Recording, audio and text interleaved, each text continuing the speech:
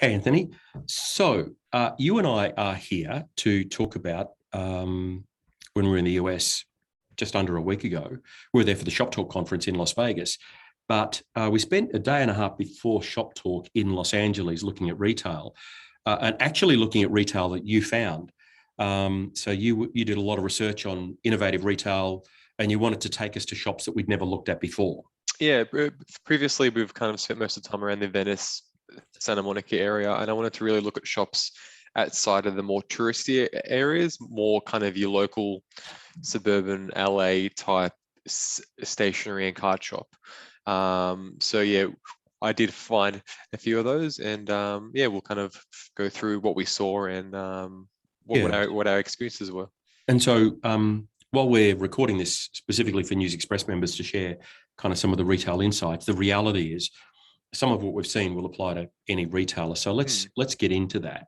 And let's start off with where we began that day. We went to Shorthand, which is it's kind of just in the general high street part of Los Angeles, away from the touristy area. This is a pretty cool sort of shop. Yeah, it was. And in terms of the shopping strip in your previous video about the pet shop is adjacent to Shorthand. Yeah. So it was quite even when we got there, the streets were busy with people. Cafes were really busy. It was a very local vibe. So what I love about Shorthand is, there's the sign, Shorthand, on the window it says, "For the love of your desk." So that gives you a really good definition about what it is. Let's go into the shop itself. They use every surface space that they can find within the shop, and it's all color blocked beautifully, absolutely beautifully. And in each of these sections, this is what struck me. So here's all of the blues, and we're blending into the purples, but you've got journals, you've got pens, you've got washi tape, you've even got pretty cool highlighters, pencils, pads, you've got erasers, you've got glue, anything that it fits that color palette they put together, which I think is very cool. And they've mixed the products quite well. They have products that they produce themselves, but also they've gone out and sourced products from other suppliers that fit within that, everything for your desk. Yeah.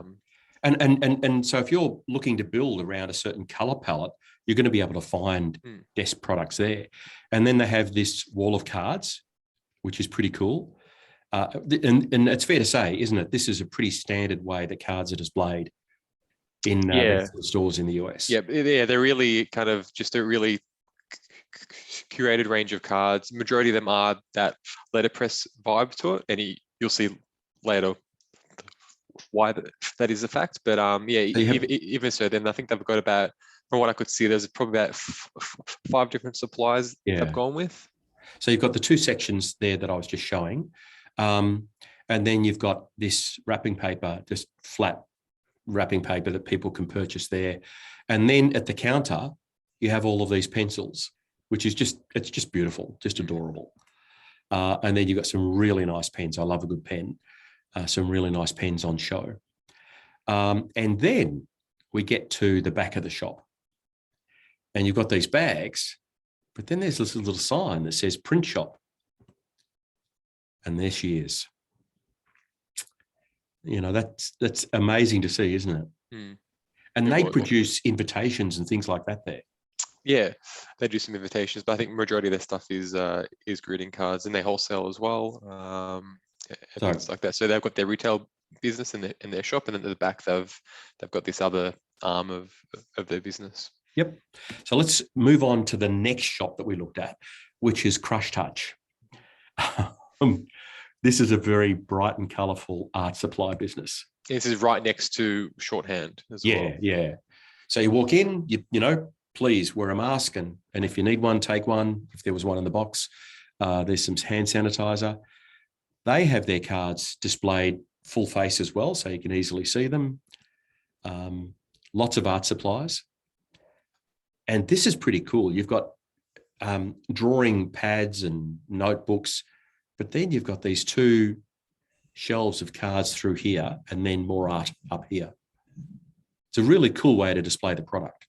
You know, in terms of an art supply shop, kind of merging gift, I think it worked really, really well. They had a good range of stickers. And then they've got this sort of central island area where you can see all these different gifts. A really interesting mix of gifts, including these soaps, which I thought was pretty cool. It was nice to see a different shape of soap there. And then you've got a pretty eclectic counter with a whole bunch of stuff on there too. So we moved from there to look at Pop Hop. This was a pop-up shop in the book space, using all sorts of weird stuff for displaying product, not necessarily beautifully, but displaying product. Again, displaying products in a full face type way, which is pretty cool. And then on the back wall, this was kind of like a mini gallery. These are all limited run postcards done by artists, and just beautiful, just really some really wonderful postcards to see. And I certainly bought a few from there. And they have, you know, good details so that you can get more information about the products, the postcards themselves. It was all around, on that too, was actually all artists from Japan. So right, yes. Yeah, it was in America, a American bookshop, but they've worked with artists in Japan to create this small little postcard gallery. And then at the counter, I included this photo just because it's just freakingly eclectic. You know, you've got all sorts of stuff there, including a book about the wit and wisdom of Richard Simmons, which I thought was pretty funny.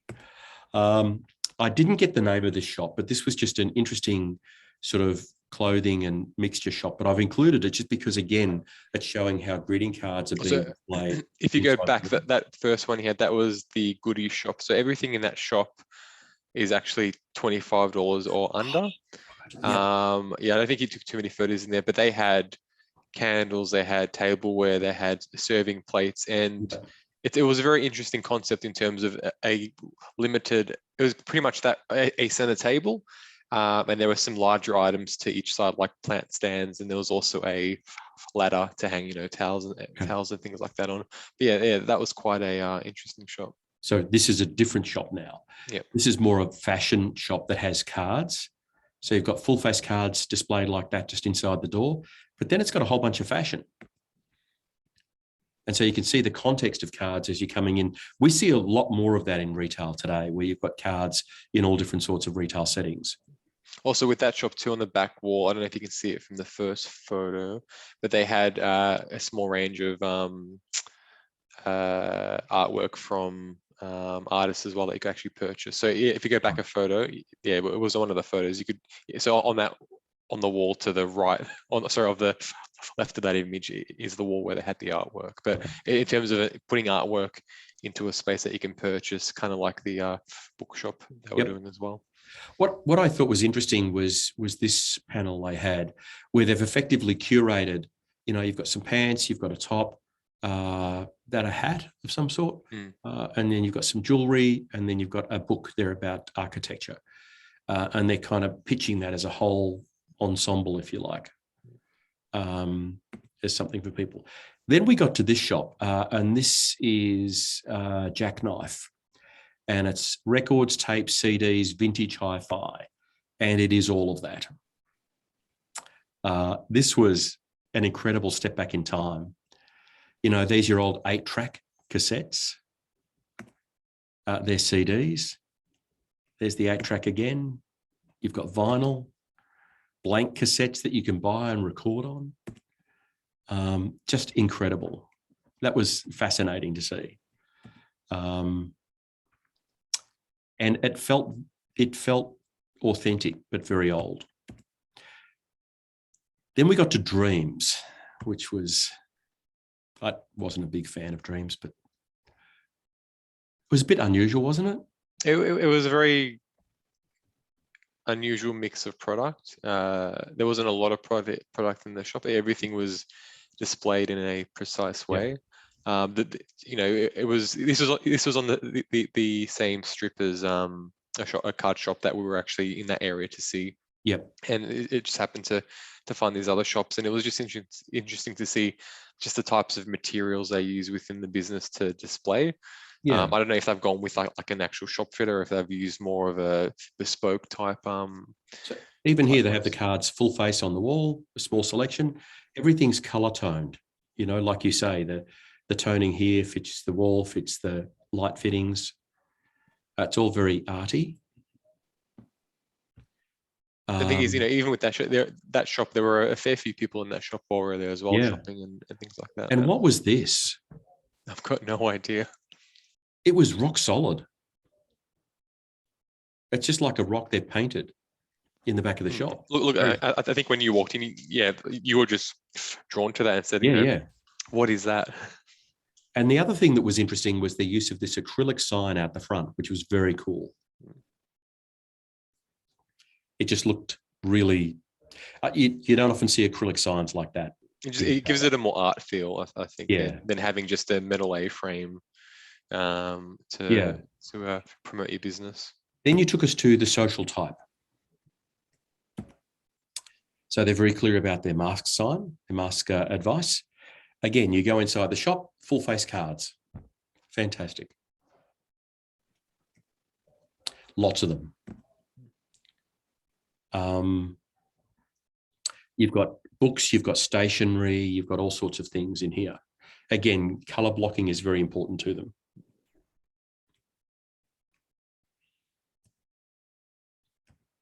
Mixture of candles, very good range of wrapping paper and bags. And that was the social type. But then we were walking around and we walked past this place, which wasn't on our list. And we thought, oh, that looks interesting. Let's go and have a look in here. And this was just beautiful. What I think is interesting, first off about this is a stationery card and kind of gift shop. All of the fixtures that you see here are just placed there. They don't feel like they're purposely made. And there are different shapes and different textures. You've got the sharper edges here, then you've got the roundness of this stand here and over here. You've got this sort of lounge room type lamp here. You've got the green running through the back wall there. You've got the lamps up there. All of these different visual textures. Is it fair to say, Anthony, it gives the shop a warmer feel? It gives it a more homely, more homely feel, especially. I didn't want to use the word homely because for some people that's not a good word. It makes it feel. It's not a stark environment. It's not just bright lights and products sitting on the shelf. Yeah. This is very warm. So let's have a look at this. So again, this is called Jonathan Wright and Company. And so there's one view. If we look a little closer at the cards, what's beautiful about this is they've used this sort of almost cornice work, isn't it? Feels like a shelf, and they've placed the cards on top of the shelf. A lot of these cards, you'll see in a moment, they've made themselves. They're just beautiful. Again, different textures, different shelving textures here, different shelving textures here, and they've even got this peg unit running down with a bit of ribbon, holding more cards down here. It's those small details, I think, that are really, really clever in this business. You've got some Jellycat products sitting here. This is all part of their Easter range. And the cards are like, you can go on this treasure hunt looking for the different cards.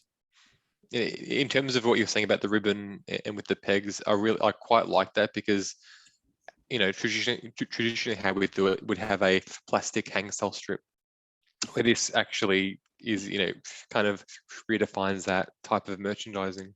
Yeah, I mean, it's for them. If you look at that there, it's all about doing it in a way that's visually warm and comforting. Again, curated by color. So these are all color connected products sitting here. You can see we're deeper into the shop here. We can look out onto the street. This is where we're walking past out here. Again, you get a sense of the different fixture textures that they've used within the business. Even this old drawer tray over here they're using, and they pulled a drawer out for shelving. Just so smart, really, really smart decisions being made. There's a better look at that ribbon there. It's just fantastic. This is one of the cards they've made. It's all beautifully produced. Really lovely use of color and very simple messaging. Even a simple library card like that, you think back in the day, that's the card that was in the back of the book showing who'd taken it out. Just fantastic. This is a counter area they have. They've just got these little hang things there for the bags that the bags are on. And then this is where the staff member was working when we were there. It's just a dining table. The register is sitting over in this cabinet here. But what you can't quite see through that back window is this is another letterpress printer. Yeah, I think they actually got a couple there because they also do invitations as well. So if all those folders are different papers you can choose, and then they've got folders with different fonts and all that sort of stuff as well. Yeah. It was an unexpected and beautiful shop to visit. Just really lovely and warm. Well, even with that photo, you can just see the chandelier above the table as well. So yeah, there was no fluoro lighting. It was all just, nice warm lighting, which was, a lot different to the types of lighting you see here. And is it fair to say that that's one of the reasons we spent more time in that shop? Look, because it was more, I think it gives you that, and look, there was music playing, but it was very soft, and it wasn't. Yeah. It was just a very relaxing. The music was very relaxing and with the lights as well. It was just a very warm, welcoming type of store. And even on the floor, I think they've got like rugs and for the carpet and things like that too. So even there, you can see that the rugs there on top of the carpet. In the back room there, you can see you've got another rug. So really, really cool, really interesting. The last place I just wanted to share as a contrast. So this is the Apple shop at the Grove in Beverly Hills. So in the Apple shop, in the middle of the Apple shop are these trees, and these are live trees, which is just incredible. And here's a photo. You can see down the bottom is what I'm facing, but up the top, you can see it all through this mirrored ceiling.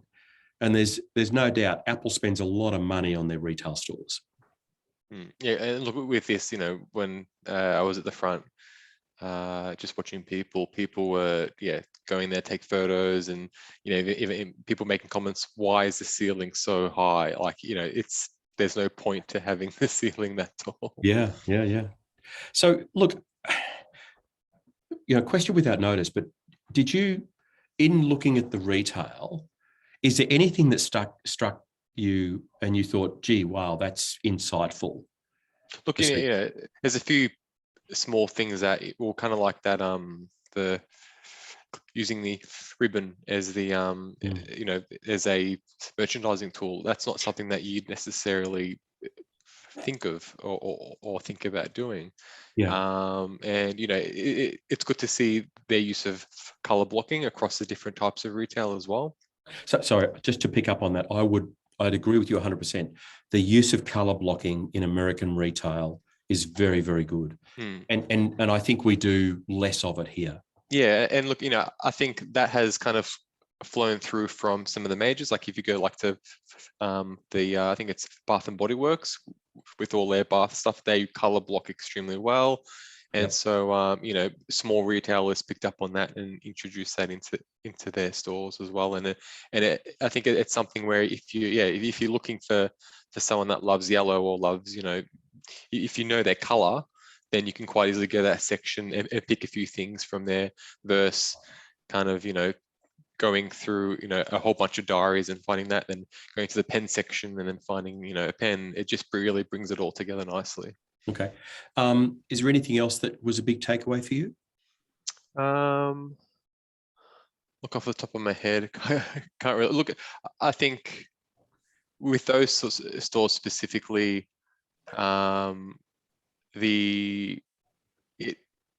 with the types of products they had, with those products kind of being almost kind of like a short run, because even with the cards, they're actually kind of producing them themselves. So the things you are buying, you know, it's going to be something quite unique.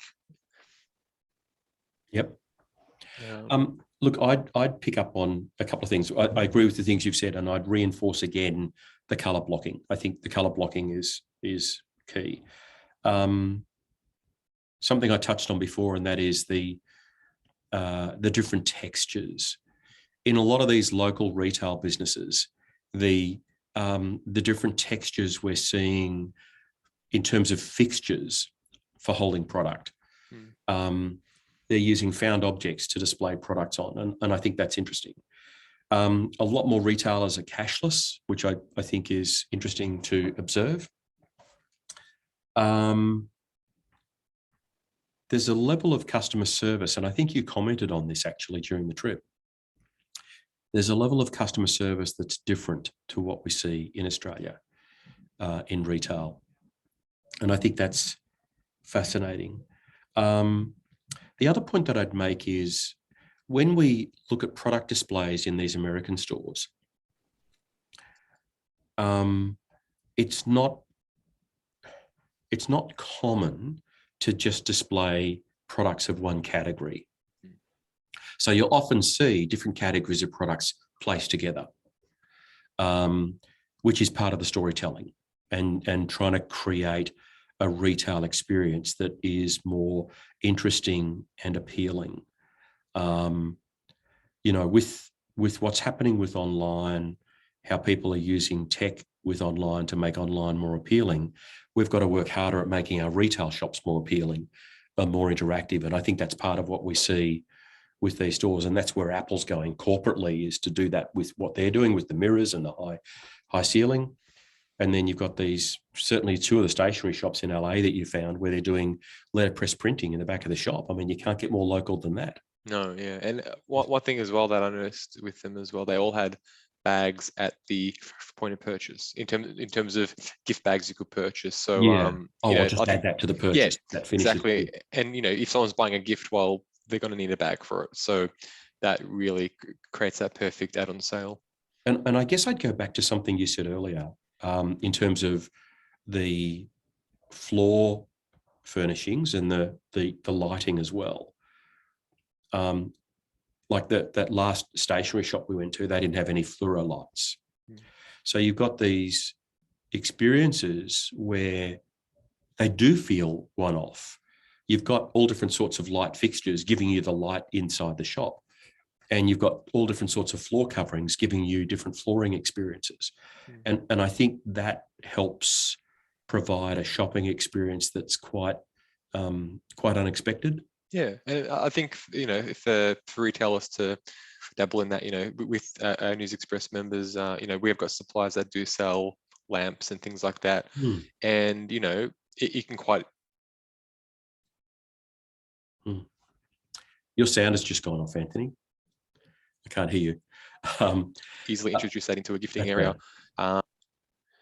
Yeah. So, you know, you can quite easily introduce that into a gifting area as a feature to create kind of a bit more mood lighting, but then it's also an item that you'll be able to sell to a customer. Yeah. Look, I think it's really interesting. It's certainly good looking at different retail again. And I think it's also interesting to remember now, a week later, the shops that we spent more time in. Because clearly we spent more time in them for a reason. Yeah. I should also say that on this trip, we haven't, in these photos, we haven't covered any of the shops that we went to at the Las Vegas outlet mall, because that was purely just shopping.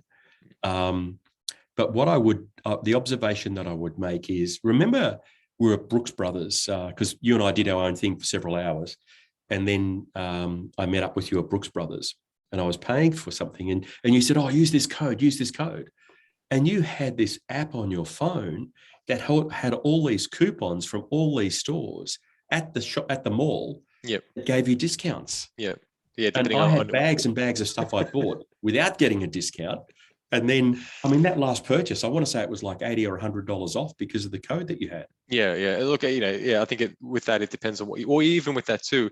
One of the stores I bought on my receipt, I then had 2 or 3 coupons on the bottom of that receipt, which weren't on the app I had for other retailers within in the shopping precinct. So yeah, and it's in a way it's good because it makes you think, oh, if I go there, I can get this percentage off. But in that shopping environment, I think it should just be. And look, a lot of them are actually, you have to sign up to their mailing list. So you're giving them your email, you're giving them your phone number in exchange for a discount. And for them, it's all about getting that so they can then market to you specials, and then you become hopefully a loyal customer of theirs. Yeah. Look, it's crazy. I guess I'd round it out with something else that we picked up on, because we were there also for the Shop Talk conference, and one of the people who was speaking there was from Kohl's, KOHLS, massive retailer in the US. And they were saying that one of the most significant things they've done in recent years is launch Kohl's, I think it was Kohl's Bucks from memory, Kohl's Bucks. And Kohl's Bucks is effectively Kohl's Money, which is if I put my Tower Systems hat on for a second, it's just like discount vouchers. It's giving people, they spend an amount of money, then they get an amount of money they can spend in the store. And they've got to spend that within a certain amount of time. And so it's the first time ever I've seen a big business offer something remotely similar to discount vouchers. And Kohl's are saying it is one of the most significant marketing initiatives they've engaged with, and the success they're having with it is fantastic. So I felt pretty good about that, because thinking back to your Las Vegas experience, the whole thing, you had to have a code and you got to sign up for certain things. That to me makes it a bit hard to get the discount. Yeah. Whereas if somebody just gives me dollars off my next purchase, I'm more likely to want to spend that in the next visit. True. So, all right. Look, thank you for joining me. Hopefully people find the wander through some of the retail we saw interesting, and we will do it again. Well, thank you. Bye.